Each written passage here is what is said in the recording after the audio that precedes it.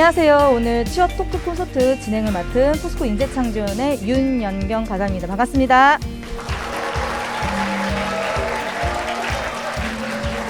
우리 5분 패널들을 이 자리에 한번 모셔보도록 하겠습니다. 큰 박수 부탁드리겠습니다.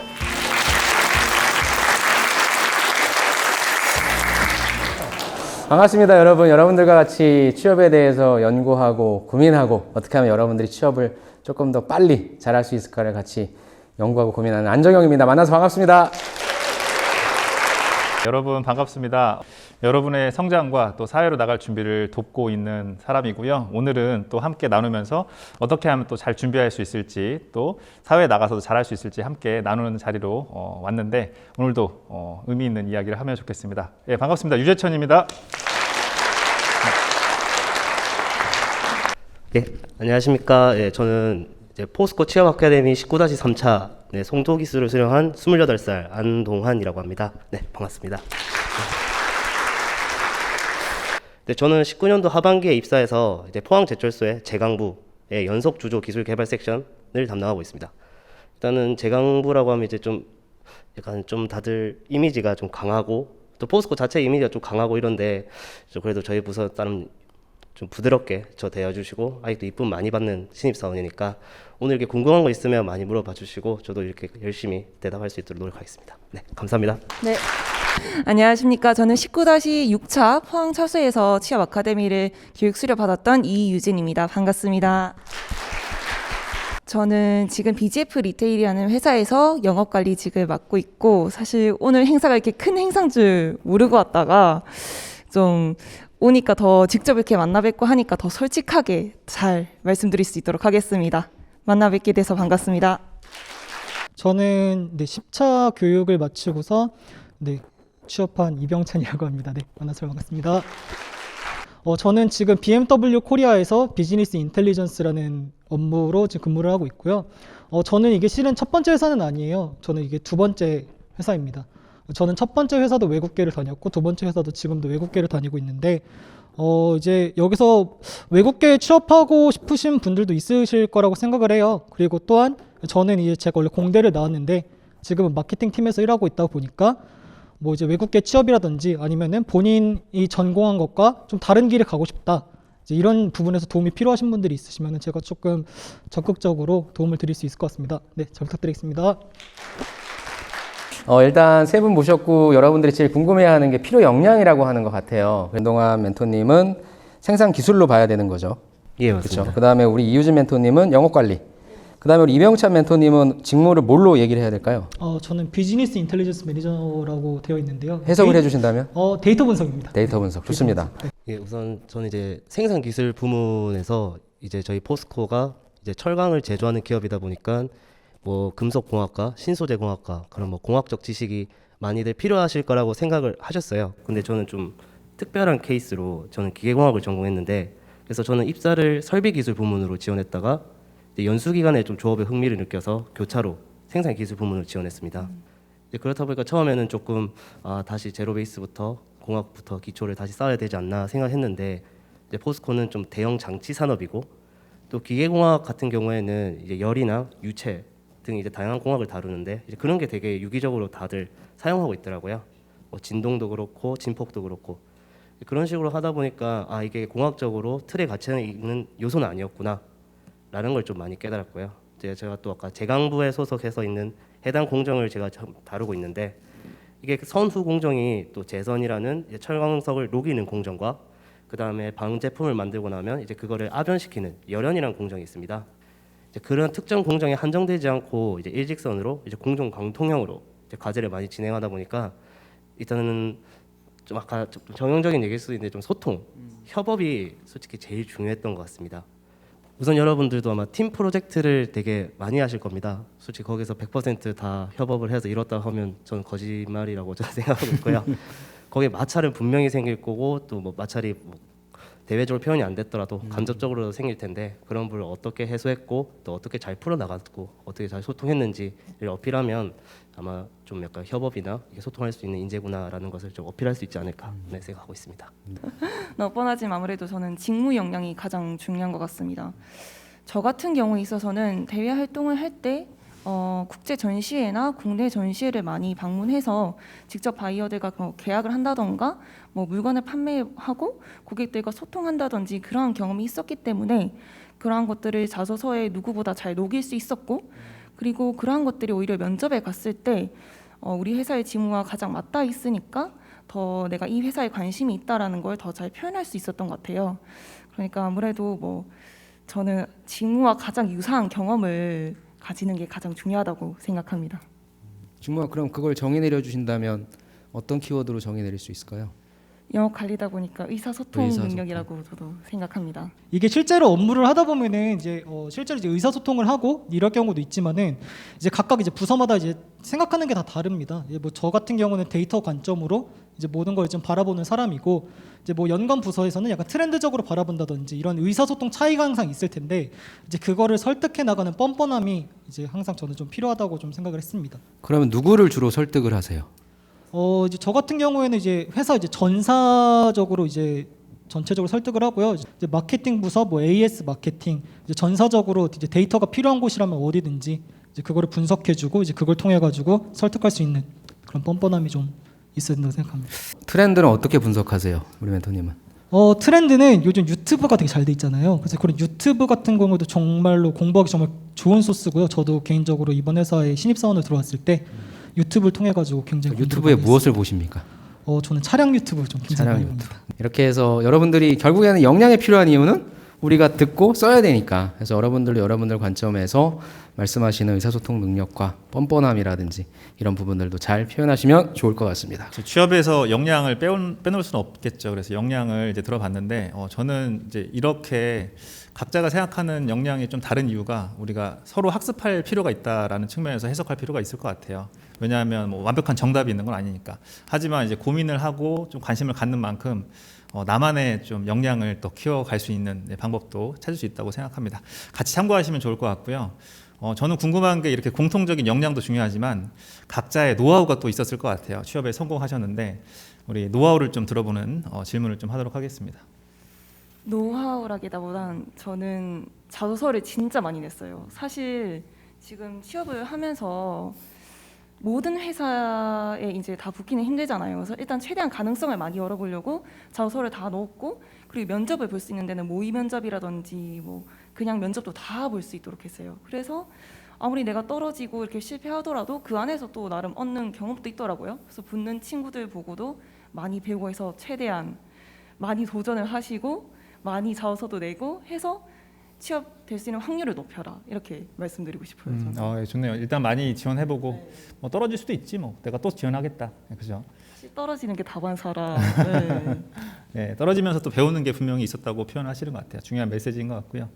네, 저도 이제 자소서 많이 해보고 많이 떨어져 봤는데 왜 실패했을까를 생각해 보니까 아마 지피지기 백전백승이란 말이 있듯이 좀 저거라고 표현하긴 그렇지만 이제 기업이나 정보 조사나 이런 거는 지금 포털 사이트나 매체가 아주 잘 돼 있지만 오히려 정작 직이, 그러니까 저를 스스로 알아보는 계기가 많이 없었던 것 같습니다.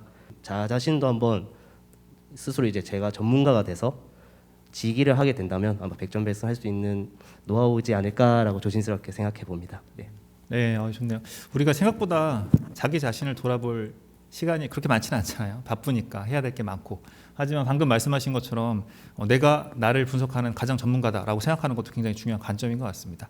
우리 자기 자신을 또 잘 분석해서 잘 활용한 것 같은데 이 노하우도 가져가시면 좋겠습니다. 예, 잘 들었습니다. 취업을 준비하면서 특히 힘들었을 때와 본인만의 멘탈 관리 방법이 있었을까요? 일단 실제로 떨어졌을 때, 특히 최종 면접에서 떨어졌을 때 제일 타격감이 엄청 컸었어요. 왜냐하면 채용 과정이 요즘 아무래도 너무 길다 보니까 특정 기업만 가지고 준비를 했는데 이제 떨어지면 또 다음 상반기, 하반기를 또 준비해야 하는 상황이 있었습니다. 근데 사실 떨어지는 건 너무 다반사라 여러분. 떨어지더라도 그 날만 좀 리프레시하고 그 다음부터 준비하는 사람이 결국 또 승자가 되더라고요. 꼭 떨어지더라도 그때 내가 왜 떨어졌는지, 또 합격된 친구들은 어떤 점을 가지고 있었고 내가 어떤 점이 부족했는지를 꼭 한 번 더 생각해보고 활용해서 계속해서 또 취업에 도전을 했던 것 같습니다. 네, 힘든 상황도 긍정적으로 해석하려고 노력을 많이 하신 것 같네요. 그렇죠. 그리고 이제 또 미래를 향해서 앞으로 어떤 점을 좀 보완해야 될까. 그 부분도 또 멘탈 관리에 굉장히 중요한 점을 배울 수 있을 것 같습니다. 자, 이제 여러분들의 면접 때 주로 받으셨던 질문, 가장 어려웠던 질문도 좋고요.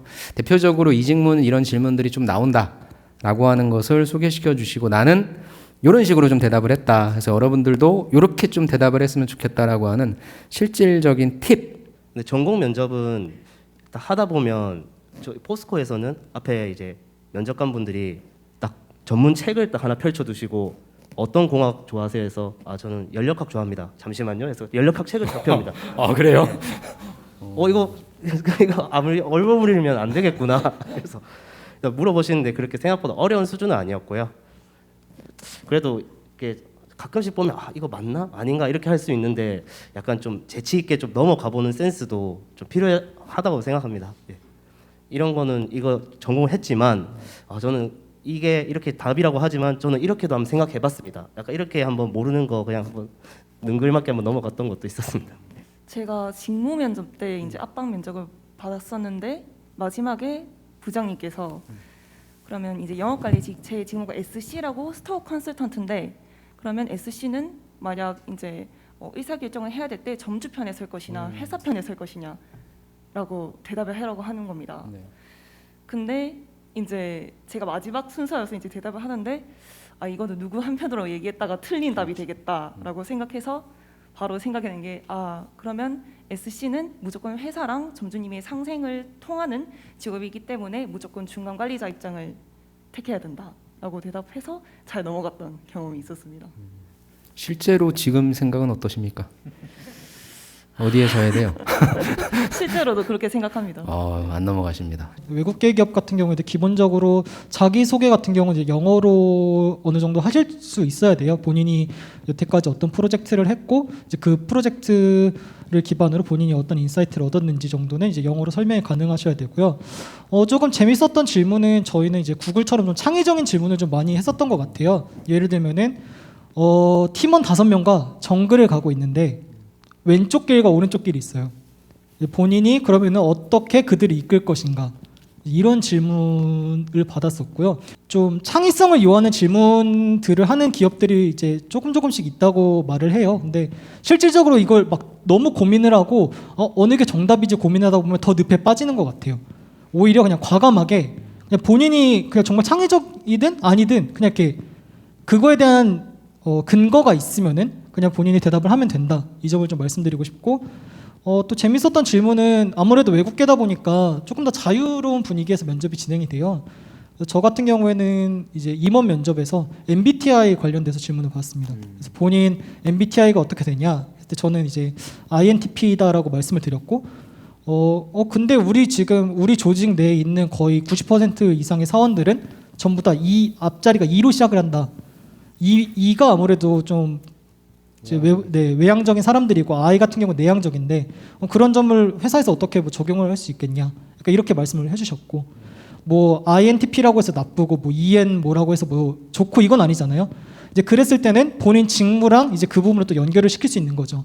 뭐 INTP가 내향적일 수는 있어도 어떤 조직이나 한번 소속감이 든다면은 마치 내 자신을 챙기는 것처럼 외부 사람들을 챙긴다. 그리고 INTP라는 이 MBTI는 워낙 꼼꼼하기로 유명하기 때문에 이런 데이터 직무 같은 그런 꼼꼼함을 요하는 부분에 있어가지고는 오히려 내가 가진 MBTI 성향에 더 크게 작용을 할 것이다. 이런 식으로 좀 대답을 했던 것 같습니다. 영어는 무조건 자신감이에요. 저가 이제 미국에서 10년을 살다 왔다고 해서 정말 막 다양한 단어를 쓰지 않아요. 저도 아까 뭐 딜리셔스 뭐 이런 거 쓰고 뭐 퍼니 뭐 이런 거 쓰고 정말 일상시 쓰는 단어들은 정말 중학생 수준이에요. 근데 이제 그것들에 대한 자신감이 없다 보니까 말을 못 하시는 건데 조금 더 자신감을 가지고 진짜 한국 사람들 영어 수준 정말 높아요. 지금 가지고 있는 지식만으로도 충분히 외국계를 지원해서라도 영어로 면접을 볼 때 정말 자신감만 있다고 하면은 이 사람 의사소통 잘한다 라고 이렇게 느끼는 것 같습니다. 좋습니다. 제 개인적인 생각으로는 또 외국계 기업 하면 여러분들이 뭔가 환상을 갖고 있을 것 같은데 회사는 다 똑같습니다. 우리가 거기 들어가서 열심히 일해줘야죠. 그러니까 그런 비슷한 개념이 돼. 외국계 기업은 조금 더 직무 역량이라고 하는 거에 집중해서 보는 것 같긴 해요. 그래서 여러분들이 지금 준비하시는 것처럼 똑같이 준비하셔서 여러분들 중에 해외에서 오신 분들도 계시고 어학적인 부분을 활용하실 분들도 계실 텐데 그런 분들은 외국계 기업도 좀 많이 지원하시면 좋을 것 같습니다. 실제 회사원이 되어 보니까 여러분들이 생각했을 때 취준했을 때랑 회사원이 되어 보니까 생각했던 거와 다른 점이 있어서 이를 극복하지 못하고 이직하는 경우가 많다고들 하는데 그럼 우리 여러분들 실제 회사원이 되어 보니까 취업을 하기 전에 생각했던 것과 혹시 다른 점이 있었다면 어떤 것들이 있었을까요? 우리 우선 저는 이제 취업하면 맨날 야근하고 주말 출근하고 뭐 24시간 일하겠다라는 마인드였지만 이게 또 사람 사는 게 또 주말 없고 맨날 야근하니까 솔직히 너무 화가 되게 많이 났었습니다. 아니 뭐 다 똑같이 월급 받고 누구는 하고 누구는 안 하고 이렇게 불만이 쌓였긴 했는데 그래도 이제 일단은 인식 같은 경우에는 뭐 대외적으로 이 회사는 이렇지 저 회사는 저렇지 객관적으로 생각해 보면 다 맞는 말인 것 같습니다. 근데 그걸 경험해보나 안 해보나 그 차이였고 확실히 경험해보니까 사회는 많이 아직 습다 약간 이런 생각 많이 했었습니다. 예. 사실 저희 편의점 회사 같은 경우에 있어서는 모두 다 매니저라는 직무를 먼저 거쳐야 이제 스토어 컨설턴트로 이제 옮길 수 있습니다. 근데 그 매니저 기간이 저는 6개월을 가졌었는데 사실 제가 취업이 되고 처음에 상상했었던 거는 사무실에 가서 멋있게 사원증 메고 타닥타닥 치면서 열심히 일하는 모습이었는데 실제적으로 직영점에서 6개월간 있으면서 물류도 어떻게 들어오는지 확인도 하고 발주도 직접 해보고 그리고 계산도 직접 다 하고 이런 과정을 6개월 동안 아무래도 겪다 보니까 내가 취업을 한 건지 아니면 지금 편의점에서 근무를 하고 있는 건지라고 헷갈릴 때가 있었는데 지금은 SC로 올라오면서 이 과정이 왜 필요했는지는 지금 뼈저리게 이해하고 있는 그런 상황입니다. 하지만 체력적으로는 조금 힘들어서 밤에 울면서 잤던 적도 있고 그런 경험이 있었습니다. 회사원이 되어보니 생각했던 것과 달라서 이직하는 경우가 있다는데 제가 이직한 케이스거든요. 네. 저는 이제 회사라는 거를 꿈꿨을 때 어떤 걸 꿈꿨냐면은 좋은 건물에서 사원증 있잖아요. 목에 막 걸고서 막 양복 입고 막 딱 찍고 들어가는 거예요. 커피 하나 들고 또 멋있잖아요. 근데 해보니까 다 아니더라고요. 그러니까 실제로 이제 회사를 들어가면 이제 많은 경험을 하실 수 있을 거예요. 이제 인정을 받는 경우도 있을 거고, 아니면은 이제 정말 뭐 어려운 점이 있어가지고 이제 뭐 말씀 주셨던 것처럼 뭐 우는 경우도 있고, 되게 힘든 경우도 있을 거예요. 근데 이게 정말 회사라는 것도 결국에는 여러분들이 지금 뭐 학생 때나 하는 조별 과제랑 정말 똑같다고 보시면 돼요. 결국에는 사람들을 만나고 사람들이랑 얘기를 하고 사람들이랑 정말 그냥 조별 과제 하는 거예요. 단지 그냥 조금 더 나이 먹은 아저씨들이랑 조별 과제를 한다고 생각하시면 많이 편하신 것 같아요. 이제 그러다 보니까 이제 크게 다를 건 없었던 것 같아요. 그리고 이런 직무가 처음에는 배우기 어렵고 몇 달간은 굉장히 힘든데 실제로 한 회사를 1년 정도 다니다 보면은 굉장히 루틴적이에요. 굉장히 똑같은 업무를 계속 반복을 하게 되고 이제 그러다 보면은 어느 순간에 저 같은 경우 첫 번째 회사에서 좀 딜레마에 빠졌던 것 같아요. 첫 번째 회사에서는 뭐 맥도날드 그리고 이제 네슬레 돌체구스토 그리고 삼성닷컴 이제 등등등 이제 좀 한 프로젝트 4-5개를 이제 진행을 시켰었는데 그거를 인정을 굉장히 잘 받아서 첫 번째 회사에서 수상을 좀 2번 정도를 했어요. 개인 수상 1번 하고 팀 수상을 1번을 했는데 그렇게 회사에서 인정을 받으면서도 뭔가 그런 괴리감이 들었던 것 같아요. 뭔가 내가 맨날 하는 업무가 이 업무가 똑같은데 내가 뭐를 잘해가지고 이 사람들이 나를 이렇게 수상을 해준 거지? 하나 둘 셋. 네. 네. 네, 이제 저 같은 경우에는 이제 그러다 보니까 좀 개인적으로 조금 더 성장을 하고 싶었던 것 같아요. 당장에 주는 월급은 달콤하고 당장에 알아주는 인정은 좋지만은 한 군데 머물러 있으면 결국에 고이잖아요. 저 같은 경우에는 뭐 여기서 뭐 이직하는 경우가 있다고 했는데 저는 그런 사유 때문에 이직을 했던 것 같습니다. 어떤 신입사원으로 인정받고 싶은지 그리고 혹시 조직 내에 롤모델이 있는지 궁금한데요. 일단 신입사원으로서는 아무래도 자꾸 부장님이나 이제 권역장님들이 자꾸 MZ세대 얘기하시는데 약간 도전하는 신입사원으로 인정받고 싶어요. 왜냐하면 아무래도 선배님들은 일을 많이 하셨기 때문에 업무적으로 너무나도 잘 적응이 돼 있어서 업무를 대하는 방식이 항상 루틴적으로 일정하게 똑같아요. 그래서 저는 다양한 업무 전개 방식으로 조금 더 성과를 내보고 싶고 그런 면에서 도전하는 신입사원으로 인정도 받고 싶고 근데 아무래도 저희가 데이터나 수치상으로 업적을 평가받는 경우가 많기 때문에 조금 더 꼼꼼해야 하는 경우가 많아요. 근데 제가 아직 문과기도 하고 수학이 있어서 이게 빠르게 환산이 되지 않는데 저희 뭐 바로 위에 선배님께서 수학을 엄청 잘하시는 분이 계세요. 엑셀을 뜯어내고 그래서 그 선배님을 보면서 저도 이제 퇴근하고 집에 가서 유튜브로 엑셀을 배우거든요. 항상 업무를 처리하는 건 모두 다 엑셀로 처리하기 때문에 그래서 조금 엑셀을 잘하면 멋있지 않나 그런 생각을 하고 있습니다.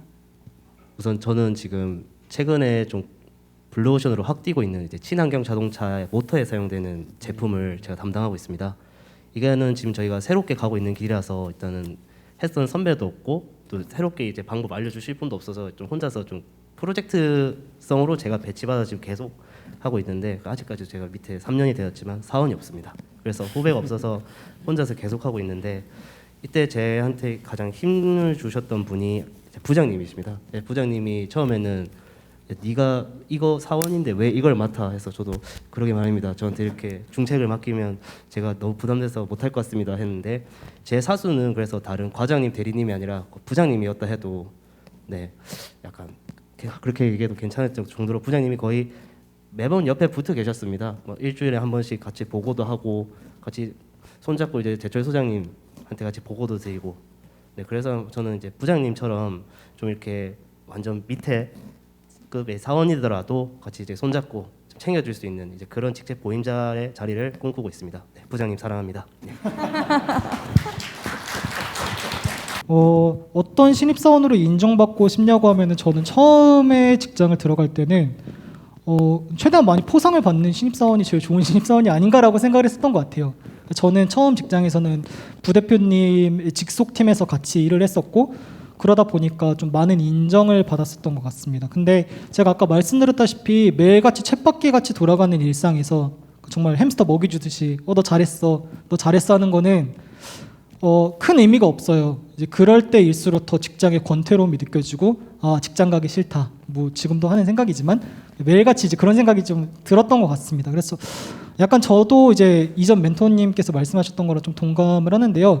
직장에서 조금은 힘들더라도 약간의 도전을 받는 게 좀 덜 지루해요. 덜 지루해야지 시간도 잘 가요. 네. 그래서 늘 도전을 받고 내가 뭔가 조금 더 새로운 토픽이 있으면 좀 도전을 할 수 있는 좀 그런 신입사원으로서 좀 인정을 받고 싶은 것 같습니다. 그리고 직장 내 존경하는 이제 직장 선배 같은 경우에는 저는 개인적으로 지금 BMW 코리아의 좀 전무님을 좀 말씀드리고 싶어요. 저희 주영애 전무님이라고 계시는데 일단 여성분이세요. 일단 자동차 회사라는 거는 굉장히 보수적인 회사예요. 그래서 이제 대부분이 되게 남성적이고 되게 술자리 문화 강하고 약간 이런 느낌도 조금 있기는 한데 그런 와중에 혼자서 이제 여성 전무님이신데 너무 멋있으셔요. 정말 커리어 우먼 같으시고 아직도 기억나는 게 면접 때 10분 늦게 오셨는데 이렇게 원피스를 입으시고 딱 구두 신고 또각또각 오셔가지고 앉으신 다음에 제가 막 자기소개를 하니까 아니 외운 거 하지 말고 너 이야기를 해봐. 그러니까 너가 하고 싶은 얘기를 해라고 하셨는데 아직도 그게 되게 좀 기억에 남더라고요. 그래서 뭔가 정말 그런 형식적인 면접이 아니라 정말 나라는 사람에 대해서 궁금해하는 그런 상사. 저도 만약에 나중에 좀 상사가 된다면은 조금 더 그런 깊은 내면을 좀 바라볼 수 있는 그런 직장인이 되고 싶습니다. 뭐 신입사원으로 자세 전 제일 중요한 게 뭐 뻔할 수 있지만 저는 초심을 잃지 않는 게 제일 중요할 것 같습니다.